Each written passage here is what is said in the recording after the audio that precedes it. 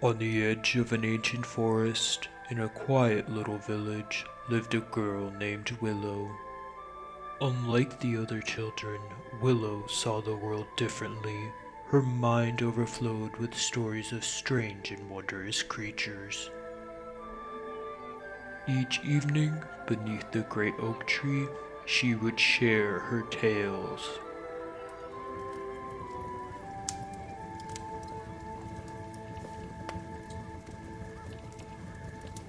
There's the mossback ogre, a giant covered in thick green moss. His footsteps shake the earth. And then there's glowcaps, tiny mushroom fairies with glowing wings. They flit through the night, leaving trails of shimmering spores behind them. But the strangest of them all, the grumble beast, a massive fuzzy creature with fangs and floppy ears like a pig's. He looks grumpy, but he has the kindest heart in the forest. The children gasped, then burst into laughter. Willow, you have such an imagination, but monsters like that aren't real. But that night, something stirred. Lying in bed, Willow felt it, a deep rumbling beneath the floorboards. Her heart pounded. Slipping past her sleeping family, she tiptoed out into the night.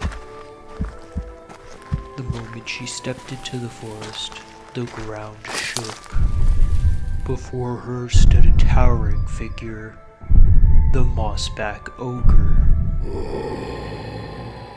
Then, twinkling,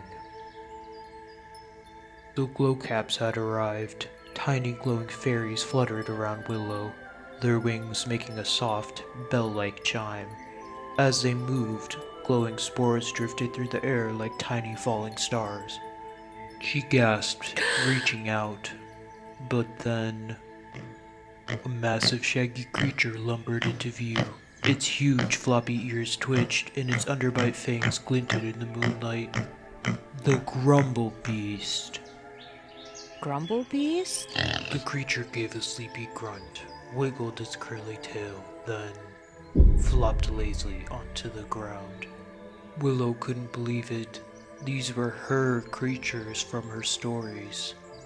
A tiny glow cap landed on her shoulder, leaving a faint glow on her skin. Stories shape the world, little one. You believed in us, so we became. Willow's heart swelled.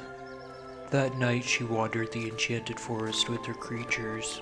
The mossback ogre lifted her high into the trees. The glow caps twirled around her, the spores painting golden trails into the air. The grumble beast followed close behind, letting out soft, sleepy snorts. But as dawn painted the sky with gold, the creature slowed. The ogre knelt, placing Willow gently on the ground. The glowcap's lights dimmed. The grumble beast gave out one last snort before retreating into the trees. You must return now. Daylight is not for us. Will I see you again? The creatures did not answer. The forest fell silent.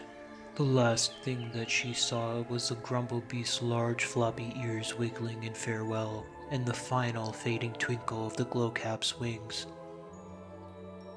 The next morning, Willow ran to the other children, breathless. I saw them. The mossback ogre, the glowcaps, the grumble beast, they're real. But the children only laughed. Another story, Willow? But Willow just smiled. She no longer needed their belief, because deep in the forest, where the stories had taken root, her creatures were waiting, and she would never stop imagining.